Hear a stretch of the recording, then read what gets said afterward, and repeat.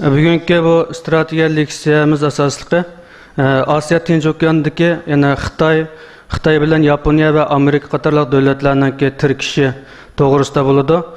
Bu temani tanlashimizdagi maqsad yaqindan buyon shu Osiyo Tinch okean davlatlarining o'rtasida bir masala o'tirib chiqdi, yangidan bir vaziyatlar shakllanyapti. Buning uchun misol qiladigan bo'lsak, o'tganda tunji qatam yana shu ayning boshlarida Xitoy to'xsizlakim o'ziniki havo mudofaa qo'g'dash siziqini yangidan e'lon qilib, buning ichiga xalqaro dengiz tavalligiga oid bir qism yerlar bilan bu Yaponiya bilan Xitoy o'rtasida talash-tartish bo'layotgan Senkaku degan orolni o'z ichiga olgan bir siziqni e'lon qilgandan keyin buningga Yaponiya va Janubiy Koreya shu davlat atrofidagi boshqa davlatlar bo'lib nurg'un davlatlar bundan qarshi chiqdi, e'tiroz bildirdi. Bu arada Amerika ham o'ziniki shu rayonda o'zining o Xitoyning o siziqini e'lon qilgan chegara siziqini qabul qilmaydiganligini ifodalash uchun bombardimonchi urush aeroplanlarini aşağıda uchirib Xitoyga bir o'zini ko'rsatgan bo'ldi. Shundan keyin Janubiy Koreya va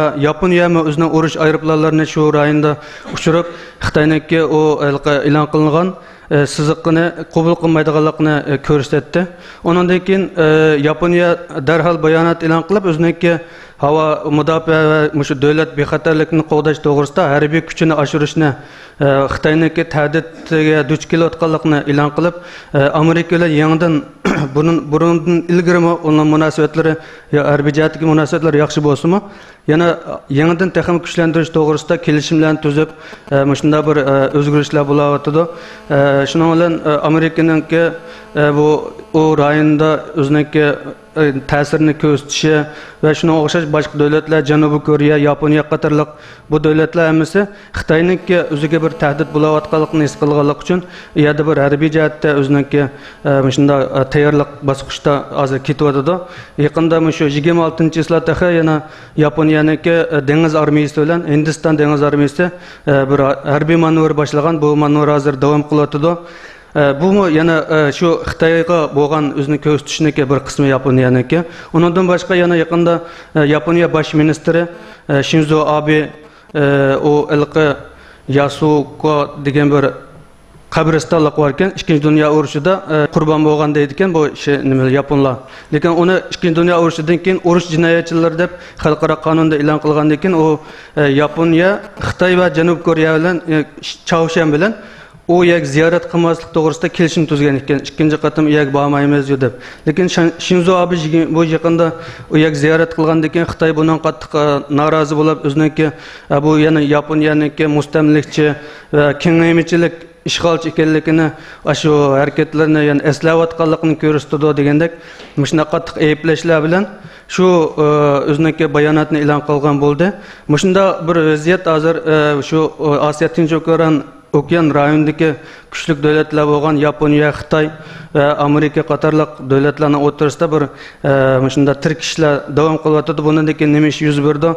Bundan yana Uyg'urlarga qanday foyda ziyni bo'ldi? Mush to'g'risida bugun bizga doktor Erkin Akram tafsiliy leksiya berdi.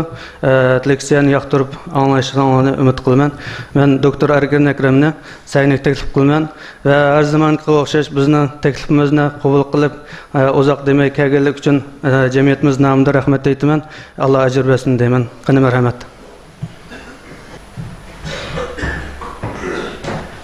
Men rahmat aytaman. Sizlar zerikmay, saskinmay meni miyaga tekrar davet qilganlar uchun va bu yerda meni anglagan bolalarimiz zerikmay meni anglagan uchun men rahmat aytaman. Başlaşına aldıda benden çoğun boğanlığa hürmet kılma, benden küçükler izzet ve hemmanlığa selamun aleyküm.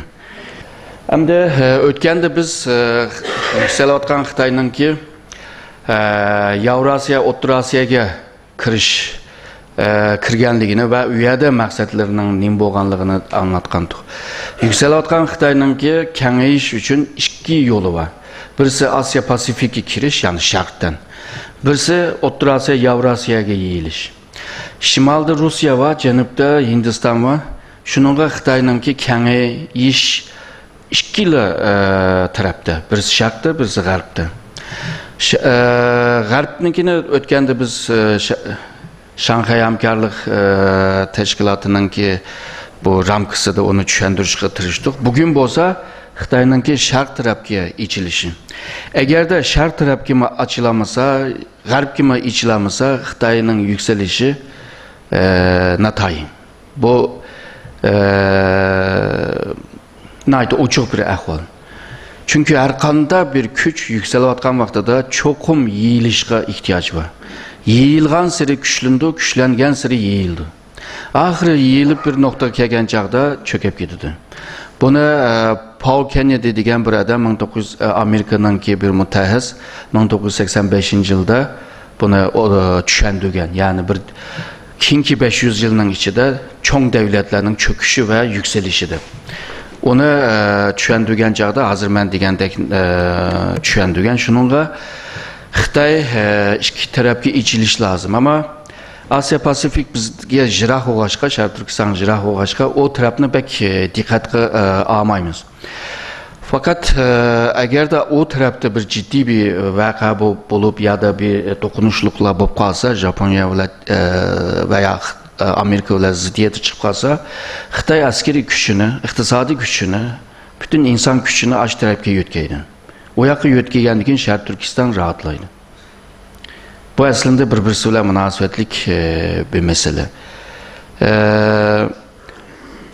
Burungi leksiyalarda men tushuntirdim, Sharq Turkistonning strategiya ahamiyatini anlatgan vaqtimda Sharq Turkiston bu rayon o'zininki davrida yükselgen bütün yani dünyadaki en güçlü güçler Sharq Turkiston zemininde küreş qilib ekan. Güçlerin arasında. Bunu burungi leksiyada tushuntirgan. O'tganda bu Afg'oniston bu o'tganda emas, nechilar o 2001da bu 11 sentyabr voqeasidan keyin Amerika Afg'onistonga hujum qilamiz degan vaqtida Xitoy şu Cenub tarafdaki armiyalarni, alayda armiya qo'shinlarini Sharq Turkistonga yo'tgan vaqtida muxbirlar o zaman o vaqtdagi Tayvanning ma'lum prezidentinden Lüşulyan'dan so'rabdiki, bu nim bo'lish deydi. Shu Sharq Turkistonda jidal chiqsa Tayvan rahatlaydi. Tayvanda jidal chiqsa Sharq Turkiston rahatlaydi degan bir gapni qilgan. Demak ki Asya Pasifikni yaxshi bilish lozim. O'tgan ayda Xitoyningki Mutabiye Ministerliğinin tarafından tayyor qilgan bir hava mutabiye rayonu ve onu tonuşturuş degan bir sahani sızıp çıktı. Sızıp çıkandan keyin nurg'un devletler bununla itiraz qildi, bo'libmi rayondagi devletler. Bunun sebebi başqacha. Bu rayonda hem birazdan keyin anlatayım o sebebini. Bu rayonda Cenub Kore, Japonya ve Tayvan bununla sızıp bo'lgan bunu. Sızgan vaqtida o'zininki davlatininki nemasiga qarab, ahvoliga qarab sızgan bunu. Sızgan taqdirdimi bu rayondan o'tgan arıplarni seninki bütün kimliklerini hemmini bana tanıştırsa deb talep qilmagan. Ama Xitoy bunu ta'tirini qiladi. Mishadan o'tganlar cho'qim bu kimlikni tanıtış lazım. Sen kim, neymiş qilasa, qandaq arıplanda nima qural bormi, yo'qmi, qanchalik odam bor, o bu. Yani bütün axborotni olmoqchi, yani bunda degan vaqtida. Ama xalqarada bundaq bir qural yo'q. Ama Xitoy bundaq qilyapti. Buni birozdan keyin yana tushuntiramiz. 11-23'te buna ilan qilgan bo'ldi. Bunun da bazı talepleri var bu o'zininki sızgan sahalarda. Mal Kore'ninki sızgan o saha. Japonya'nınki tekimi kem dairede sızgan. Tayvan'ınki sızgan yer var, yer çıkıyordu. Tayvan bilen Xitoyning sızgan yerde bir nim var. Bir-birisininki sızgan ketgan yer var. Bu yerda Kore bilan kirib ketgan yer var. Mar rayon butunlay Japoniya bilan bunda kirish ketgan yer var.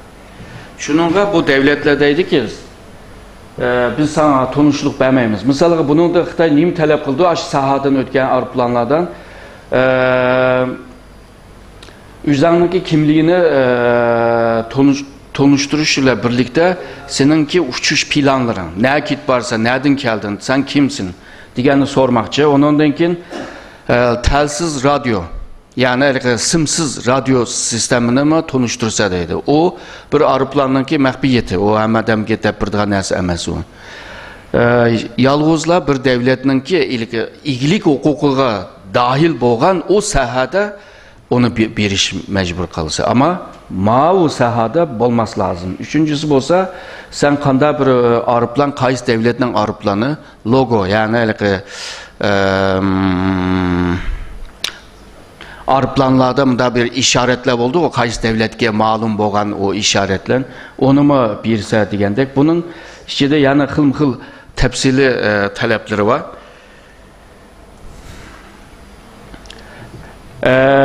Eğer de bunu beğenmeyen takdirde Xitaydaydı ki ben mutabiye tedbirlerini alımendeydi. Mutabiye tedbir diyen gep urmen diyen mana kildi. Çünkü mutabiye boğandan kin.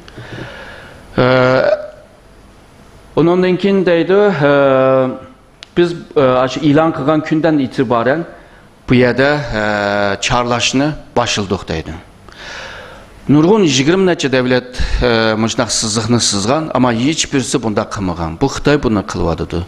Xudi hazırki sızğan bu rayon onun ki iyilik hukuku təvə boğan bir sahadək davranıvadıdı. Şununla başka devletler ensirəvadıdı ve narazılığını bildirvadıdı. Bu qanda bir nəsə digən vaxtıda xalqara qanunlarda hiç bunda ruxsat bolmagan, həmmisi öz aldığı sızıvağan bir rayon. Öz aldığı sızıvağaşqa xalqara qanunda bunu qoğdumaydı.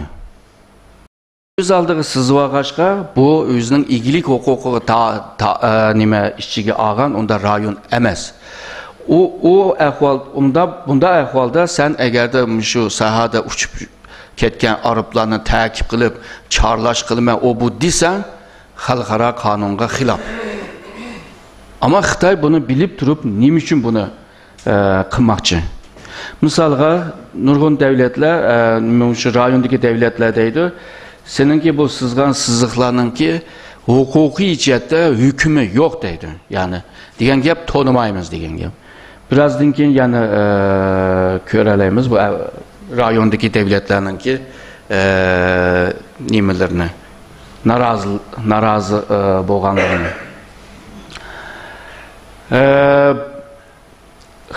Xitay'nın ki acil mütabiye tedbir alımen diyen gep xalqara kanunlarına düşmeydiğen bir gep. Yani bu sahada ötken her qanda bir aeroplanı mecburi düşürüş veya rokette bile ya da başka kuralı bile urup düşürüşünün ki hiçbir hakkı yok.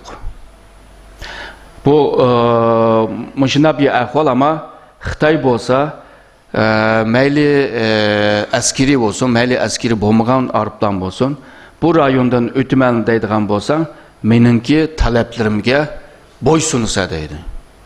Bu aslında bir zorbalık. Mecburiyetlik. Ben yükseldim, ben güçlendim, ben mıçlaktayım. Diyen bir bu bir tavır. Zoramanlık ha?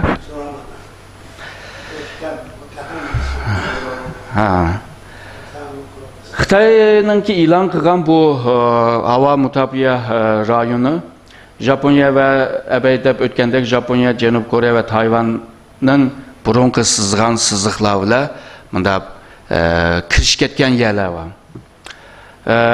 Ama sen sızğan vaxtıda çoxum uyarga dikkat kılış lazım ama uyarga dikkat kılmay sızvağan. Misalga Kore bilan sizib olgan yerlarni o'ttirdagi xaritada ko'ngil oldu. Kore bilan sizib olgan yerlarga bunda kirish ketgan yerning tövünede, yani hava sahağı, tövünede bir talaş tartış bo'lgan bir küçük bir aral var. Japonya bilan bunda kirish ketgan yerning o havanınki astı taraf qarasan Senkaku aralları var. Yani demek Xitay bunu sızgan vaqtida bilip sızgan ve senin burunqi sızgan sahagıma kirib ketgan bo'lsa, bunu bilip qilgan. Yani bilmeslikten qilganlik emas. O vaqtida bu sızışninki maqsadini birazdan keyin tushuntirishga tirishimiz.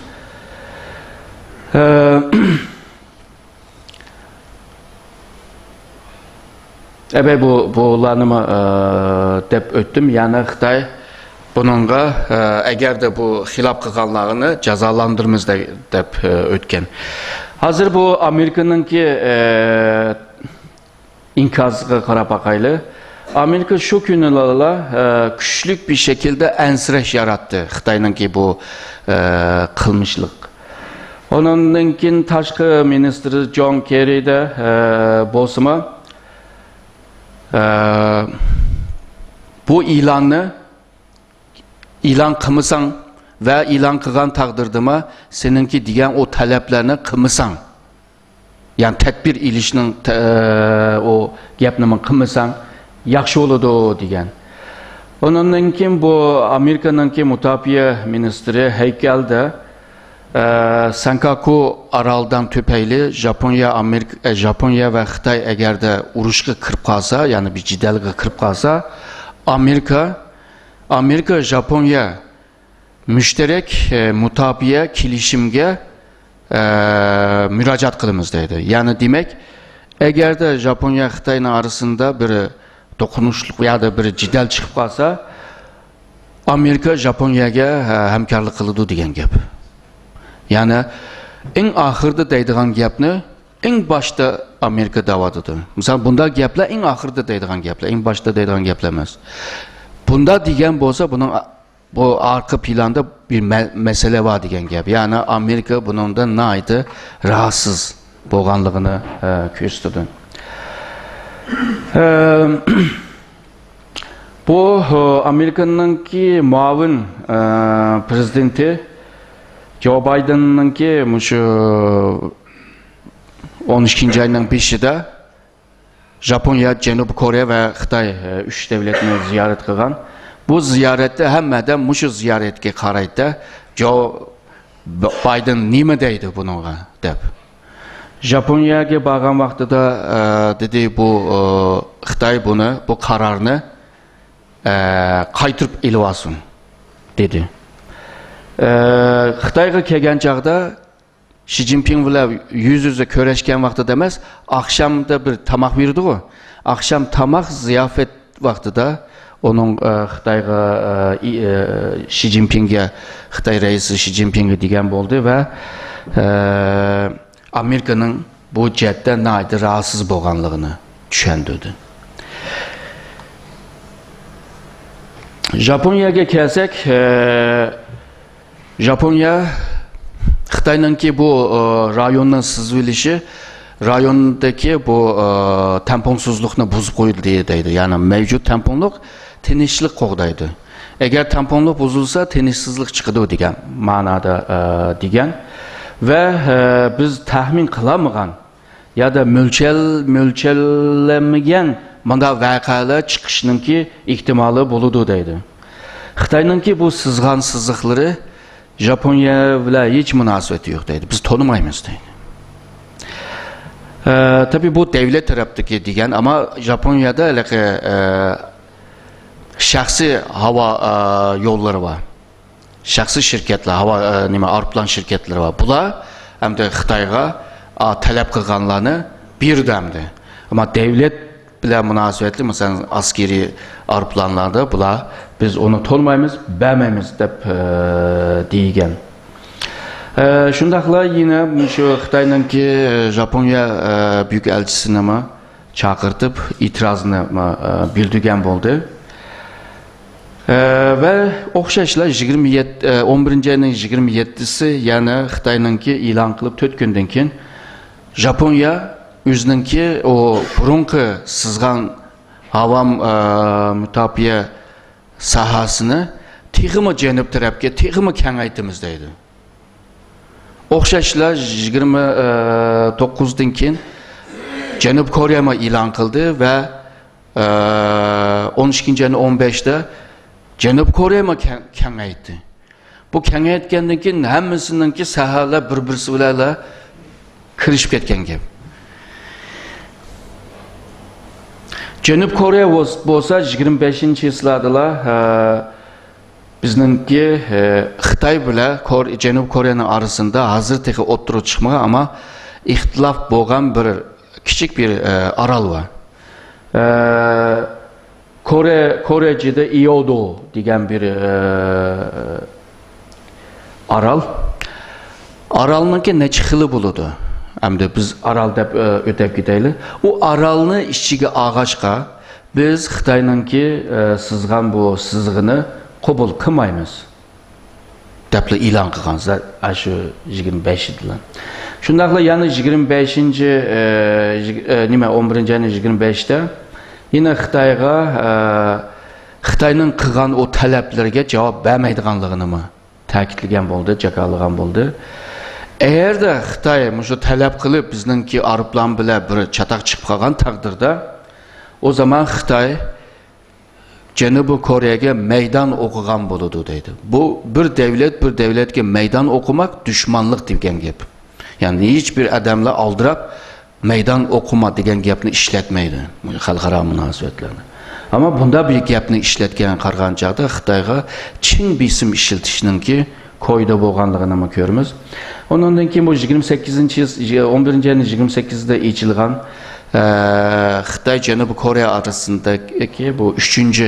stratejiya diyalog yig'inida Janubiy Koreya tarafı yine bu Janubiy Koreyaningki tavrını, tutumunu e'lon qilgan bo'ldi, ta'kidlagan bo'ldi va Xitoyning sızgan bu sızıqni devlet bo'lib tanımaymiz. Bu hamma adam tanımaydigan sızıqni Xitoy nima uchun qiladi? Bunun aslida, yani bunun arkada başka niyetler var. Misalga 26-yillarda biz bir ahvalni ko'rdik. Başta Amerika masirix oqsizlik var mı? Amerika'nın Guam degan bir orol var. Asya Pasifikning o'ttirlarida. U yerdan uchib kelgan B-52 bombardiman aeroplani Xitoyninki sızgan sahanın ichiga kirib, bulon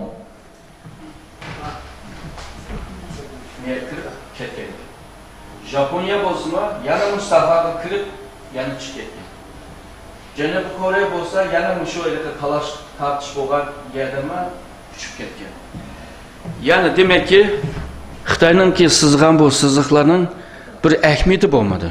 Sızib bo'lguncha xalqlar o sızıq perdelarni yitib oldu, sızıqlarni buzib oldu. Demek Xitoyninki bu qilmishligi bir netice iliş biraz ters bo'lganligini ko'rsatdi. Çünkü bununki bir hukuki esası yok. Yani xalqaro hukukda bunu desteklemaydi, bunu qo'llamaydi. Bu çok yükselayotgan bir Xitoy rayondanki tinchligini qo'g'dash bunun birinci vazifa bo'lishi lazım.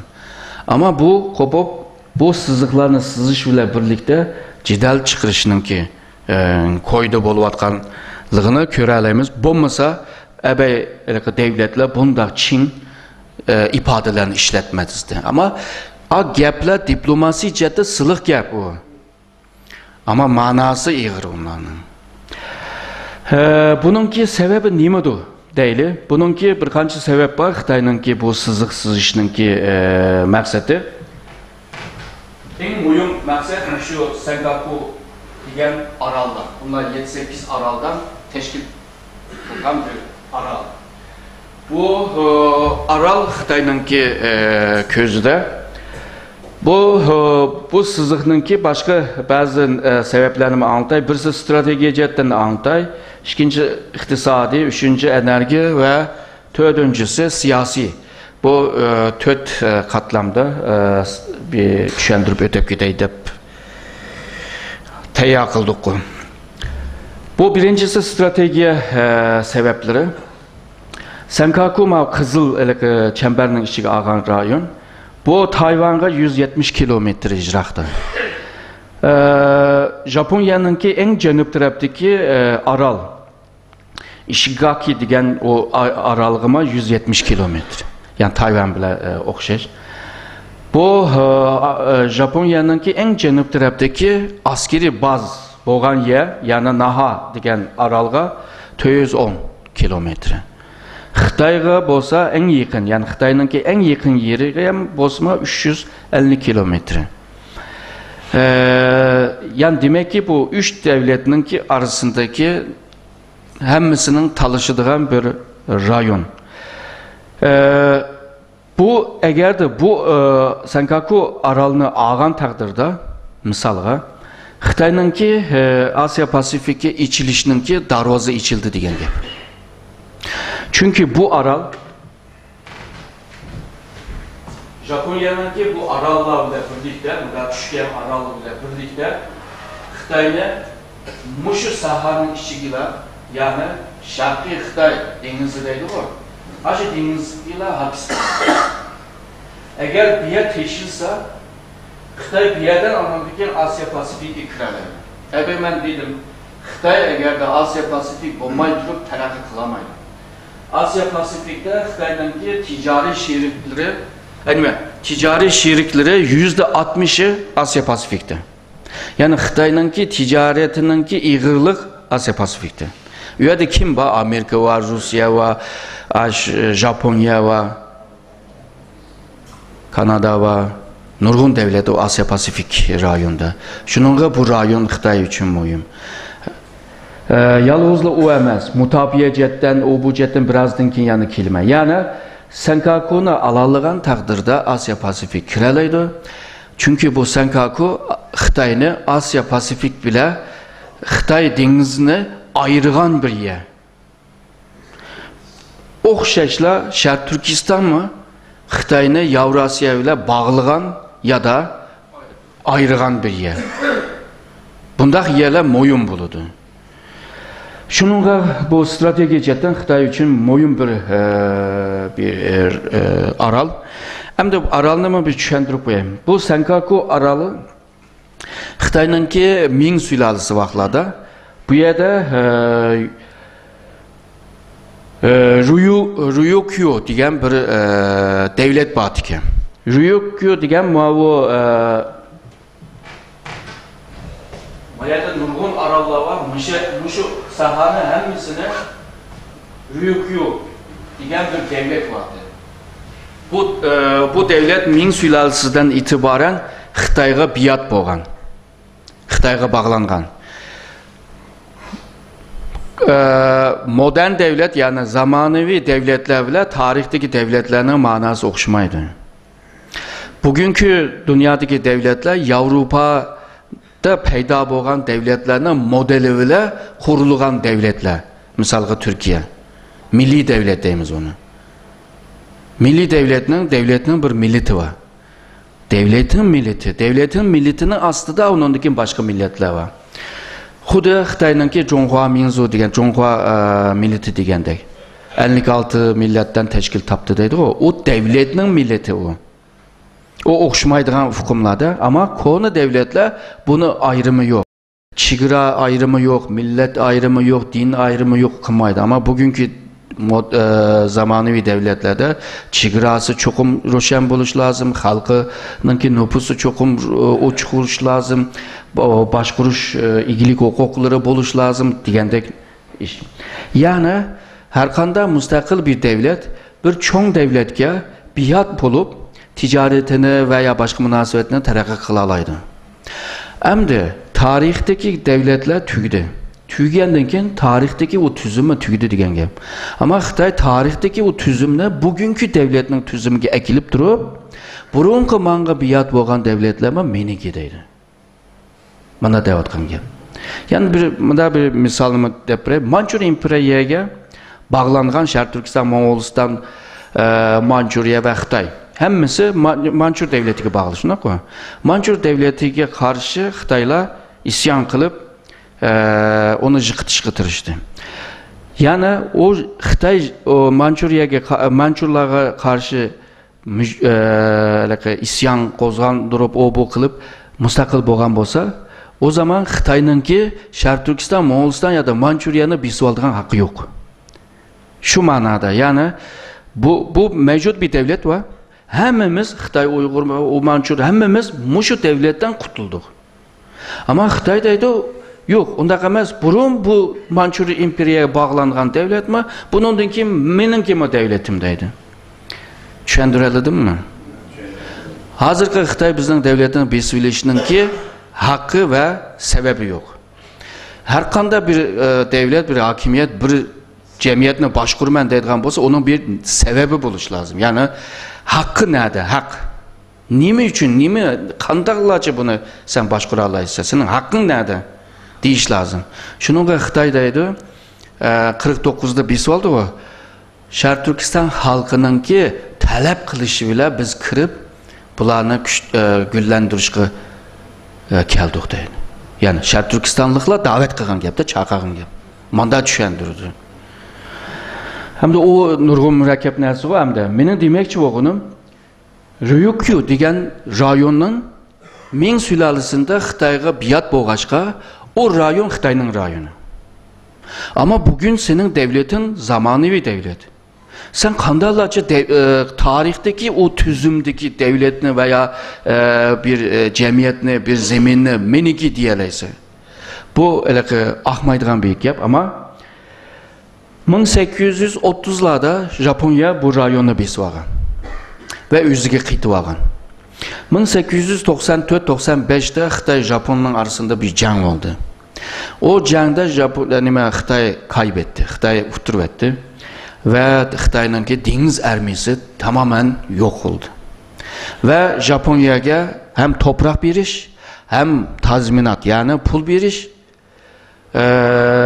imza kılgan. Şu vakti da Tayvan ve Tayvan'ın etraftaki, Tayvan tövende, etraftaki bütün arallar mengü Japonya'ya berildi dep kilişim var.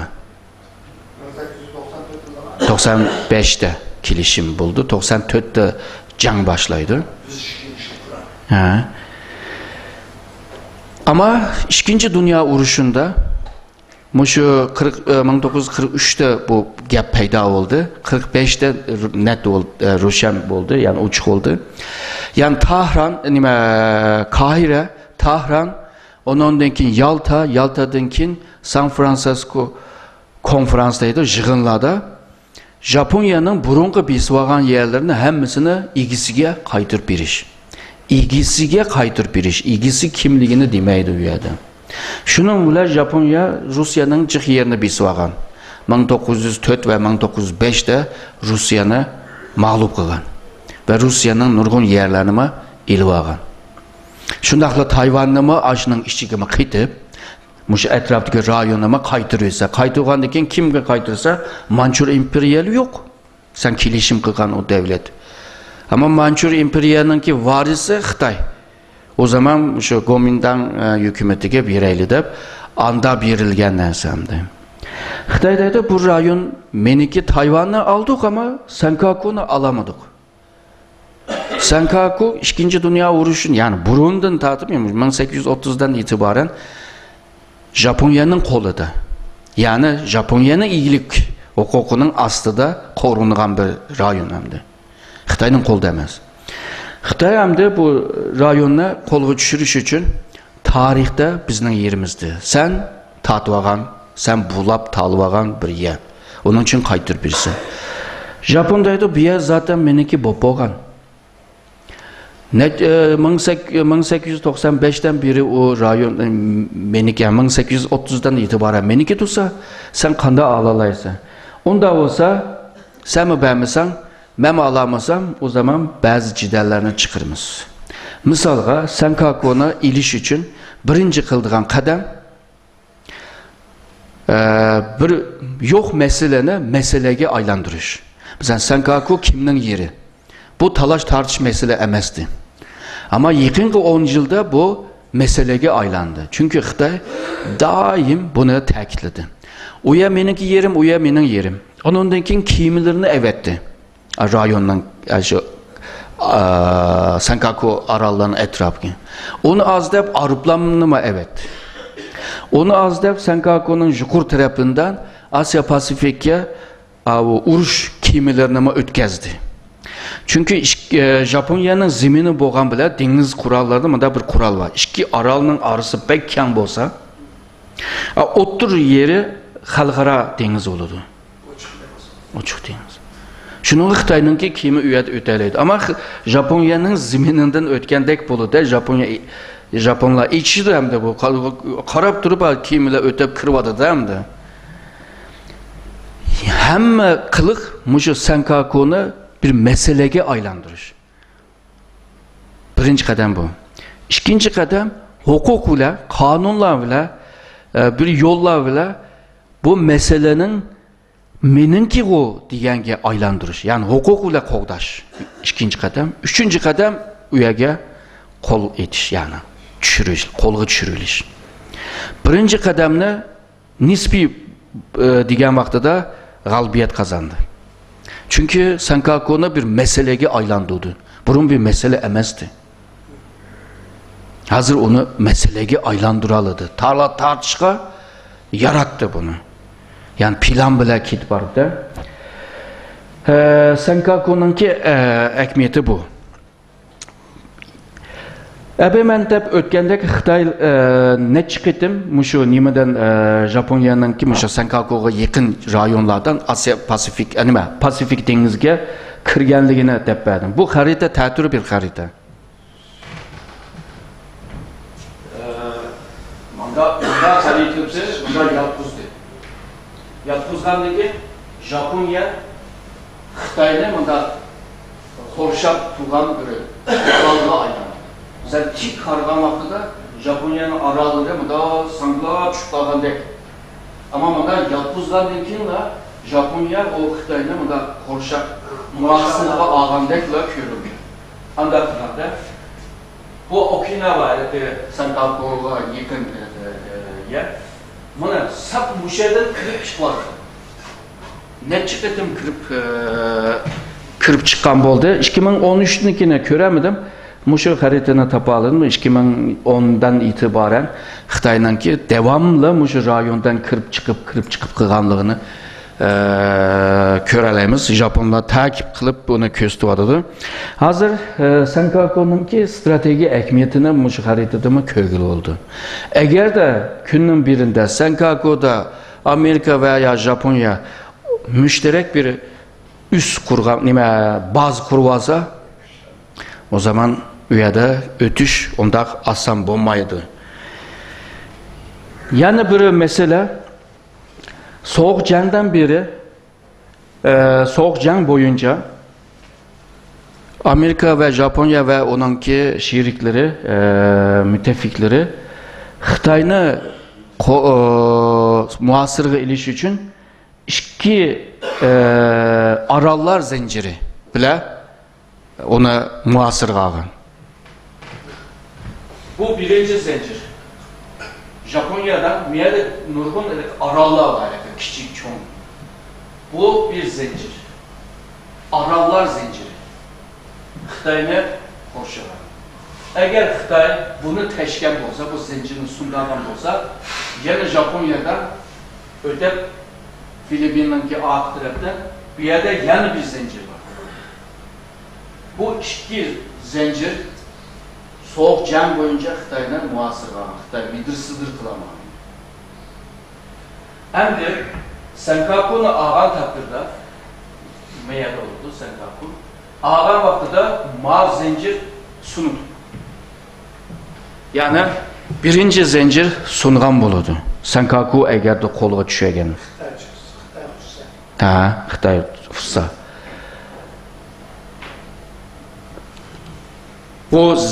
Bu zincir roketni sundurishmi hozir bek tez emas. Xitoyningki roketlari bek taraqqiy qildi.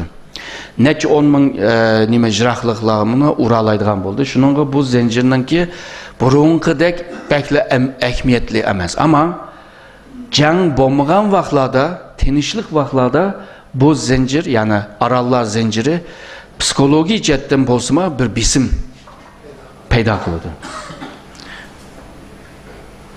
Mana Xitoyninki roketlarninki uralaydigan yerlari va mesafe ve qaysi tipdeki roketlarninki qanchalik mesafeye uralaydiganligini ko'rsatdi.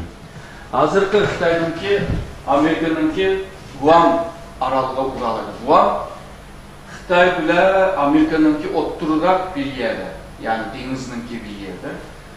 Guam aralığı Amerika'nın hozirgi Amerikaninki en güçlü kurallarını yerleştirgen yer. En güçlü.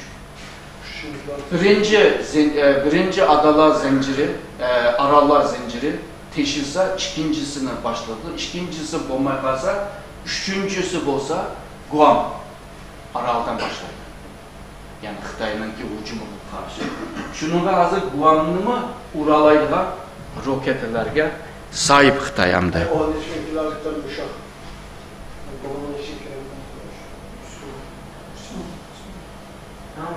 13 mi? O Guam deganninki qancha 3500 kilometre bir yer. Aha. Yani Xitoy dunyoning hamma yeriga uralayman deyapti.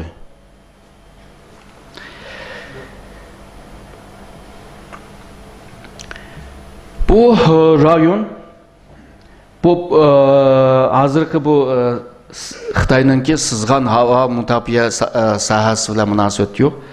Shuni demek istedim.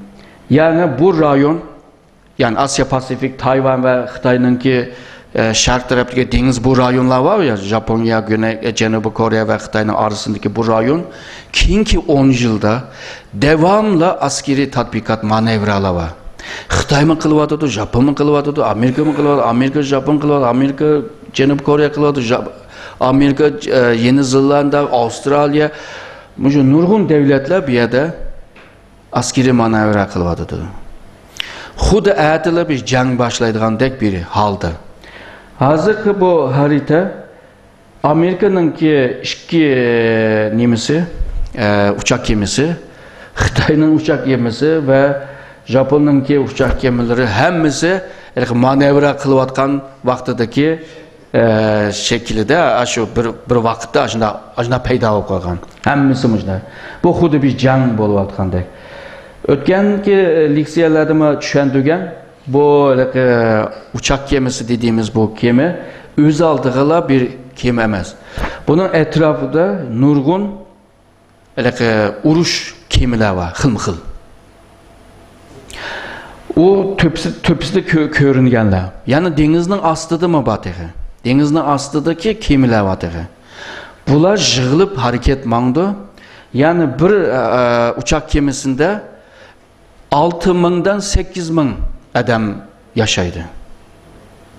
Hemen yıkkan vaqtida bir nimada hamda bir ordu, bir army yani. Bundan. Şununla aynı çakçak yaplar var.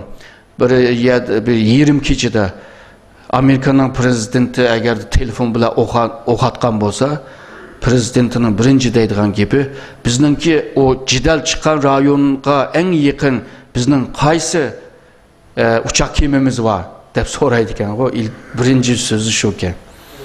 Çünkü hemen uralaydi. Kimki mushu Iroq bo'lsin, mayli mushu nima Afg'oniston bo'lsin, bu her iki jangda dikkat qilsanglar, sap dengizden başladı, sap mıshnaq nimalardan başladı. Kuraklıktan başlamadı.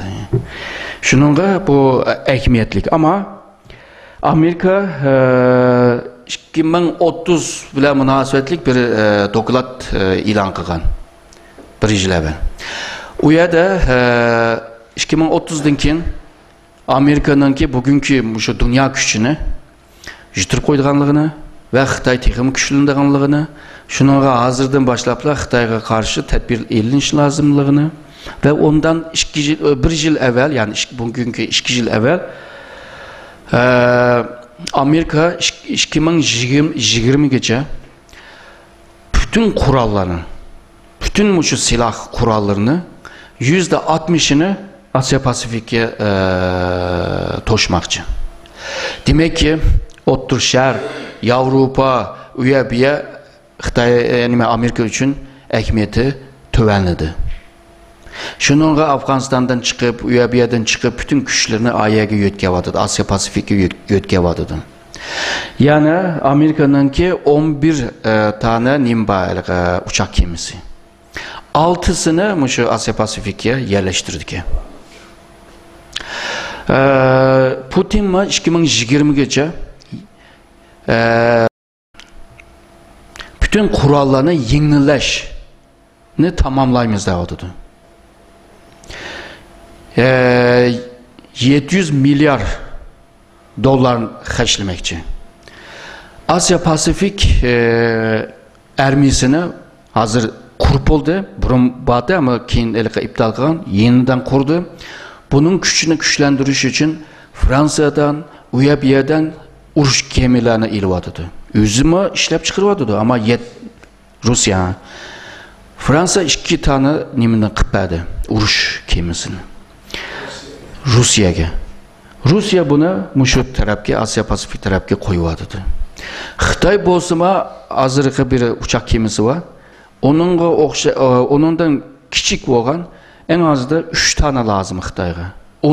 Onu işlep çıkarışının ki koydu azı. Yani 2020'den kim bu rayonun teniş bombaydıganlığını hazırdan başlapla paraz kılmak mümkün.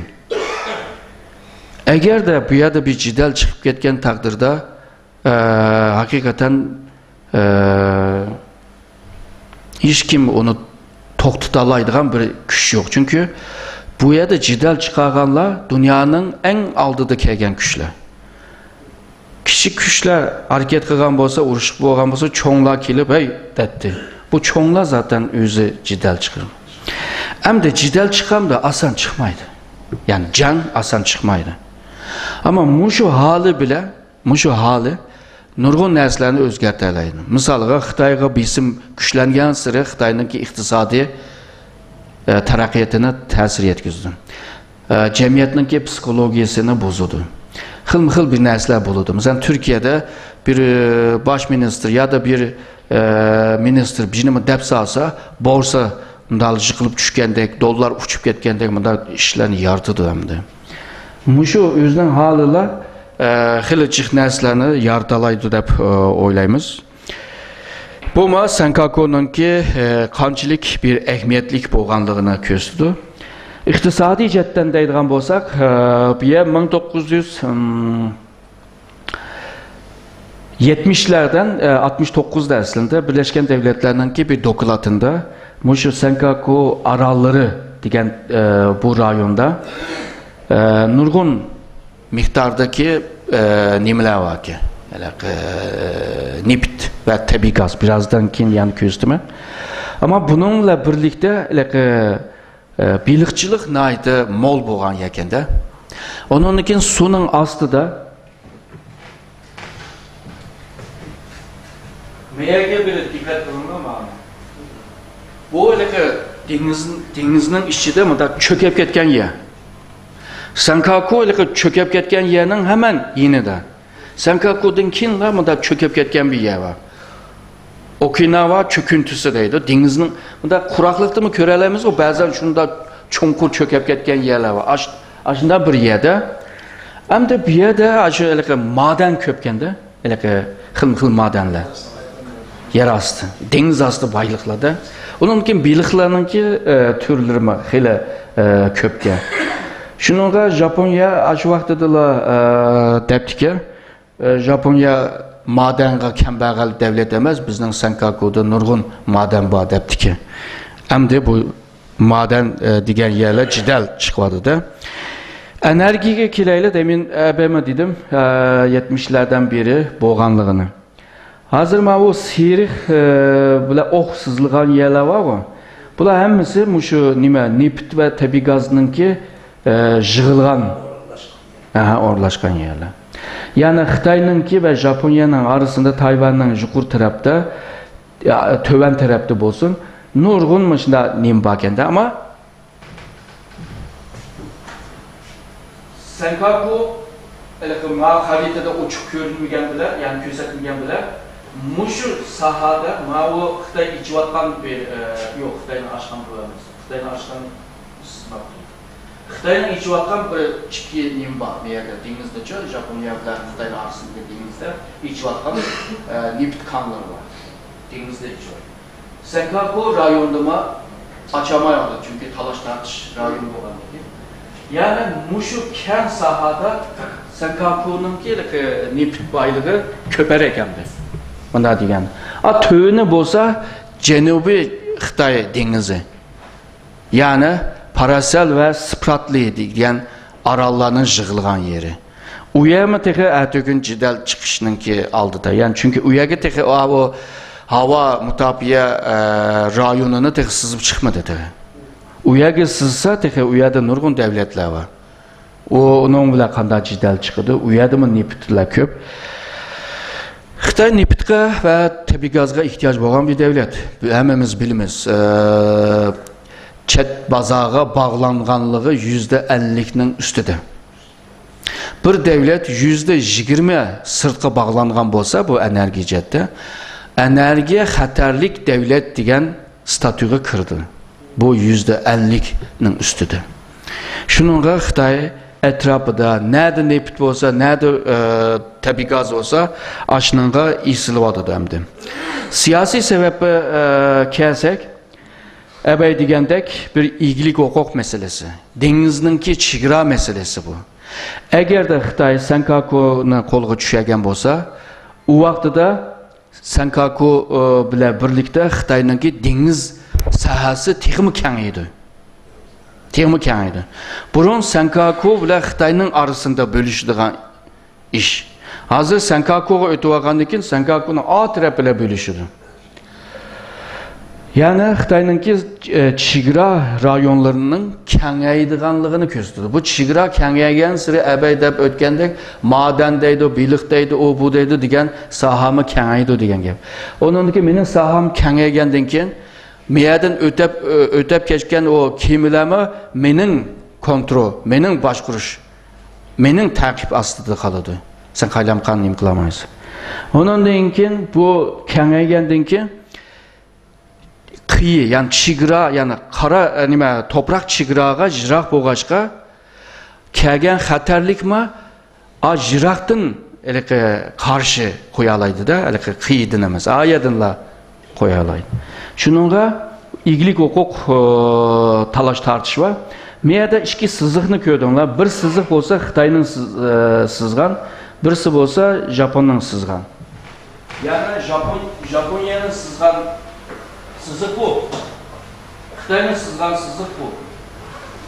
Senkaku aralı bu. Yani birisi o deniz çigrasını tonumayvatıdı değil mi de? Kuraklıkta olan bolsa belki uruşup cidel çıkıp gidetti. Ama denizde teki o cideller çıkmayvatıdı.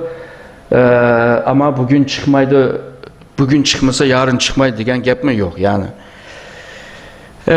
Denizninki ilgilik hukuk ile münasebetlik bir harita. Normalde ilgilik hukuku tevbe olan bir rayon var, deniz rayonu. Bu bolsa Karasularıdaydı, Uygurca nimdeydi ki? Karasu. Misalga neye kıyı olsa, neye geçiler? Bu şu arlık Karasular. Bu Karasular bazen bu toprak, deniz aslındaki bu toprak var bu. Mandan çık etmeyi, hele uzun olmadan tüz mamlı. Mangan bolsa bitişik rayonda, bitişik yani onunla bağlanan bir rayonda 24 miline uzaktalaydı. Hem de muşu Karasu, muşu çigra 12 mil. Her kadar devlet, deniz devleti olsa, aşağı deniz özünün kıyısından 12 mil kengaytalaydı. O hakikaten. Ama Rusya ile Türkiye'nin arası taraf ekranlar 12 mil bulmayan yerler köp var. Onda vaxtıda kadakılımız otturdan bölüşümüz. Yani o vaxtıda 12 mil bulmayın. Hem de şu 12 milden kim o rayonlar münhasır iktisadi rayon dedi. Münhasır degen evzel, hususi degen gap. Yani 200 mil bu. Eğer de sen kakonu alalığan bolsan o zaman 200 mil degen şunda kenge içildi. Ama sen kakonu alamısan senin kıyından sen kakoğuca hemimiz ebe köydük 200 mil emez. Tihimi tarbiriye o zaman otturdan bölüş lazım. O zaman sana tekken o kısım yani münhasır iktisadi rayona tihimi tar. Ama sen kakonu ağan takdirde o senin iktisadi rayonun tihimi kengeydi. 200 mil degen yaman keng bir yerde hem de İngiliz mil hem de. Şununla sen kakonun ki ehmiyeti çoğunda hem de.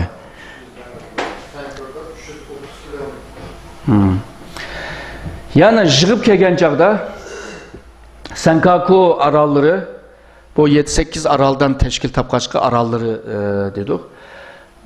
Onundan kim bu Senkaku işiltiş bile Diyaoyu Dao işiltiş iki anlam mana çıkıdı bir yerde. Diyaoyu Dao dep işletkenle Xitayning rayonu bo'lganligini qabul qilgan bo'ldi. Senkaku deb ishlatgan bo'lsa, Japoniyaning tavasindagi bir toprak deb bo'ladi. Shuningga xalqaro bu ismi muhimda hamda Senkaku dedimi Japoniyaning, Diyaoyu dedimi o Xitoyning degan gap bu. Pozitsiya ma'lum bo'ladi. Senkaku Xitoyningki Xitoy Senkaku aralları Xitayni kurşatkan o zincir nima arallar zincirini sunduruşqa naydı ehmiyeti bo'lgan bir arallar. Yani eğer de uyaga kirvasa zincirini hemen sunduraladı. Bulup mu birinci arallar zincirini sunduralaydı. Onundaki Asya Pasifik'ki kiriş deme onayı buludu. Asya Pasifik'teki o yollarını kırıp çıkış yollarını mı üzü kontrol kılalaydı, başkuralaydı, üz takip kılalaydı. Deniz yollarını mı qoğdayalaydı. Çigralarını koruş için Japonya veya Amerika'daki devletlerine karşı çigrasını mı qoğdayalaydı. Çünkü kengaydı, bu kengaygen oldu. Ulavla mı küreş kılıçtı mı asanlık doğdu. Bolup mu bu rayon yani Senkaku arallarının koluğu düşüyegen vaxtıda ebedep ötkendek Asya Pasifik degen keng bir deniz o denizning ki en çonkur, en jirak yerlerine baralaydıgan bir sekreş tahtısıga aylandı Senkaku. Yani strateji çonkurluk demiz go, jirak çonkurlaşışka nayda paydası bo'lgan bir rayon. Manda jığıp kelgen çağda əbəy Xitayınınki eğer de hem Cenubi Koreyanınki bir aralının içige ağan hem tövende Cenub taraftan Japonya'nın Senkaku aralığına içige ağan mundaq bir hava mutabiye sahasını sızgan bolsa şundaqla xalqara qanunlarına qarmay bu sahadan ötüdüğü her qanday arıplandan senin kimliğin hakkında talep kılışı ve bəməy kalsan mutabiye küçüyle karşı koyman davatkan ve Suk 30 bile Xitay'nınki yeni Avrupalarını J11 bile takip kılıp ve onu qoğlaydıgan bu kadar xalqara kanununu çiğneşke ayak astığı ilişkime közü yetip kıganın ki sebebinin astıda Senkaku meselesi var. Senkaku'nun ki ehmiyetini epey ben dep öttüm. Evet, sual cevap olsa cevap verey ve rahmet etmem.